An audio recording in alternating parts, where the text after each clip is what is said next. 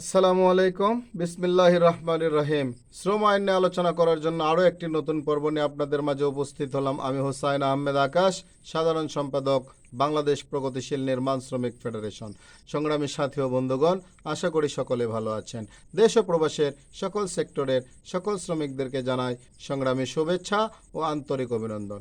সংগ্রামী সাথী ও বন্ধুগণ, আজ আমরা আলোচনা করব শ্রম আইনের ধারা 145। সংবাদপত্র মজুরি বোর্ডের সিদ্ধান্ত প্রকাশ।